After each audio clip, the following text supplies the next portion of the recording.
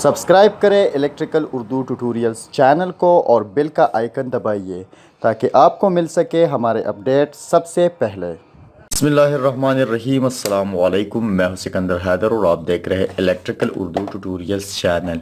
दोस्तों, आज की वीडियो में मैं आपको इस पुश बटन को टेस्ट कराना और उसके बाद अगर इसमें कोई पार्ट हो उसकी रिपेयरिंग करना सिखाऊंगा।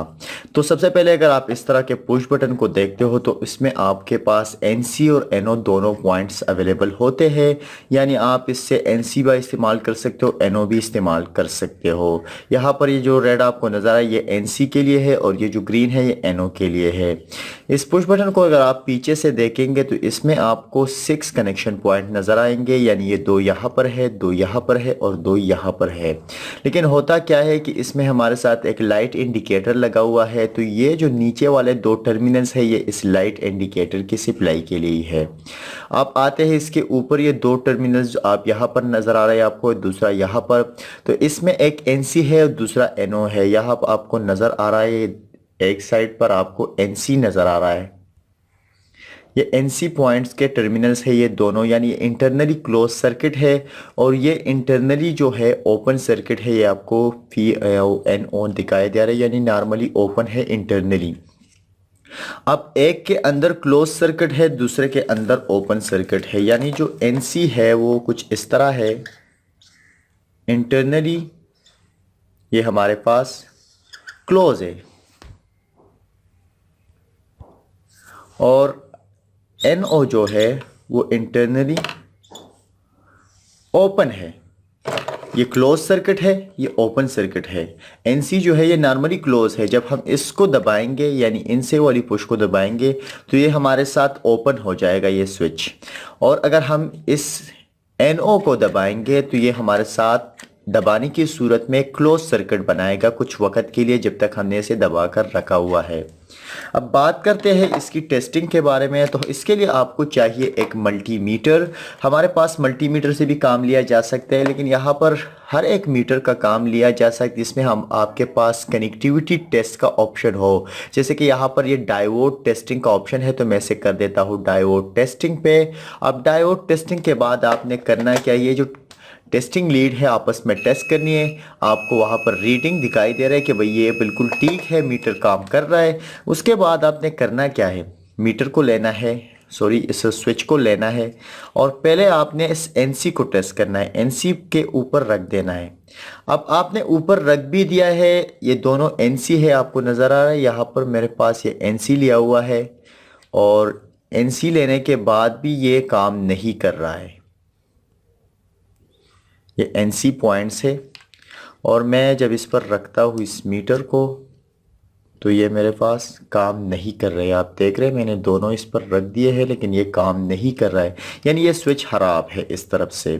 अब इस तरफ आते हैं तो इस तरफ हमारे साथ यही NO पॉइंट्स है, NO पॉइंट है। तो NO पॉइंट्स में हम क्या करने वाले हैं, इस पर रख देने वाले हैं इस मीटर को। मैं मीटर इस तरफ से रख देता हूँ और जब मैं मीटर रखता हूँ तो वहाँ पर रीडिंग नहीं है, लेकिन मैं जब इसको दबाऊंगा तो रीडिंग आनी चाहिए। मैं इसे दोबारा थोड़ा सा रख देता हूँ इस पर।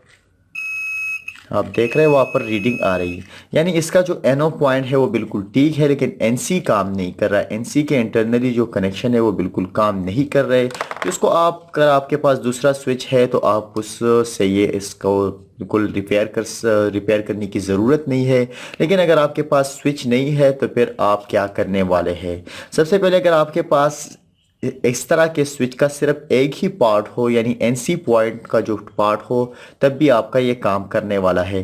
लेकिन अगर आपके पास ये भी नहीं है तो आपने इस स्विच के इसको इस तरह करना है। ये जो आपके पास नज़र आ रहा है ये हुक वायर, आपने इसे कर देना है और ये निकाल देना है।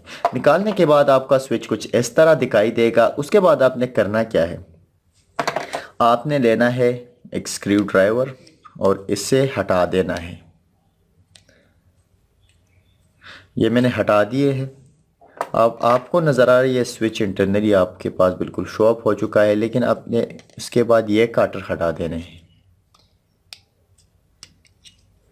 ये 2 भी मैंने हटा दिए हैं। आपको ये सारा चीज़ बिल्कुल ये push button internally show up हो चुका है। अगर आप इसको पुश करते हो तो ओपन बनता है, लेकिन फिर भी ये काम नहीं कर रहा है। तो आपने स्क्रू ड्राइवर भी के ज़रिए आपने स्क्रू भी खोलने हैं। आप खोलने के बाद मैं देखूंगा कि क्या कर सकते हैं हम इस पुश बटन स्विच के साथ। मैं बेसिकली इसको ये रिपेयरिंग इसकी दिखाने वाला नहीं था, लेकिन मुझे पता था ये पुराना स्विच है तो कुछ ना कुछ मसला इसमें होगा। तो मैंने जैसे इस वीडियो के पहले यही बता दिया था कि अगर इसमें रिपेयरिंग आ गई तो हम रिपेयरिंग के बारे में भी बात करेंगे इस वीडियो में। इसलिए मैंने सारे औजार जो है वो सामने रख दिए हैं। वो नीचे मेरा एक स्क्रू गिर गया है, फिर मैं उठा दूंगा। अब आपने करने क्या है, ये कॉन्टेक्ट्स निकाल देने हैं।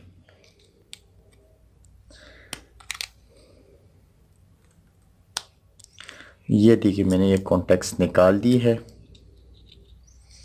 इस कॉन्टेक्ट्स को आप देख के ये कॉन्टेक्ट्स थोड़े से ऐसे हो चुके हैं, क्योंकि ये बिल्कुल इस पर कहीं से प्रेशर आ गया है और इस तरह से ये हो गए हैं, तो ये फिर नहीं लगते हैं। आपने जस्ट करना क्या है, इस कॉन्टेक्ट्स को थोड़ा मैं ठीक कर देता हूँ।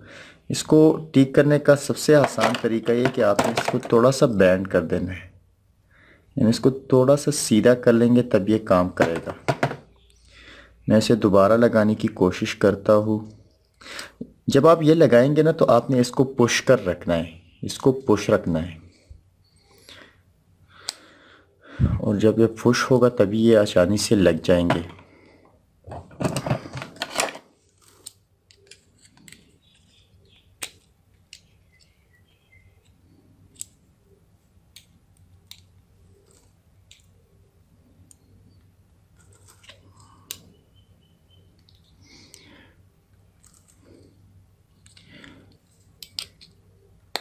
ये हो गया, लग गया ये कॉन्टेक्ट्स अपनी जगह पर। अब ये दूसरे वाले को भी मैं निकाल देता हूँ कि ये कैसे होने वाला है ये सारा चीज़ें।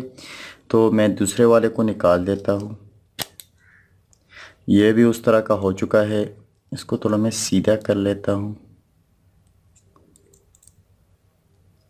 और उसके बाद देखता हूँ कि ये फिर काम करेगा या नहीं करेगा। अगर करता है तो करने दे, वरना मैं इसको चेंज कर दूंगा। इसको दोबारा से पुश करके रख देता हूँ और उसके बाद इसको दोबारा लगा देता हूँ।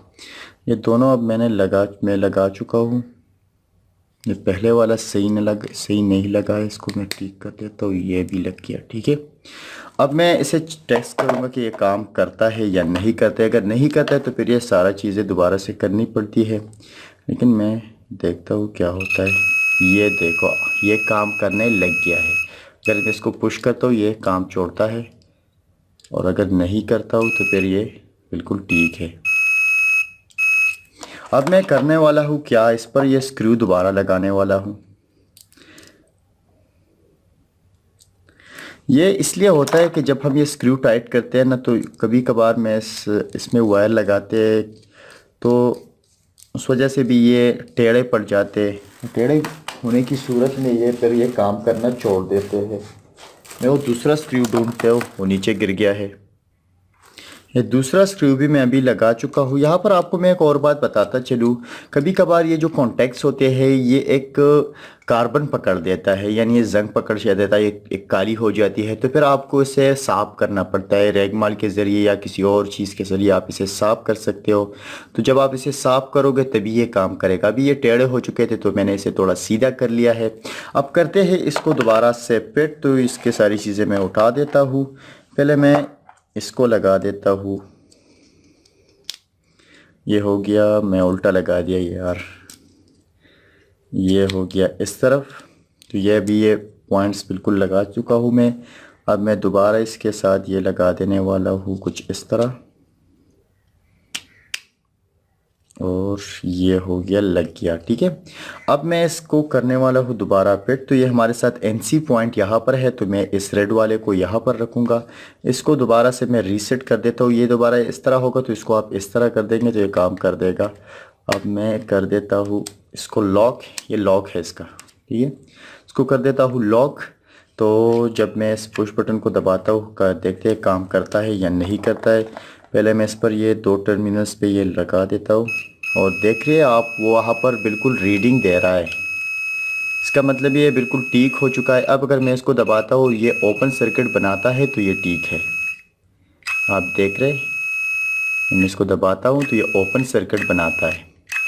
तो ये बिल्कुल ये पुश बटन बिल्कुल ठीक हो चुका है। अगर हम इस तरफ को टेस्ट करेंगे तो इस तरफ पर ये हमने ये टेस्टिंग लीड रखने और इसको दबाना है।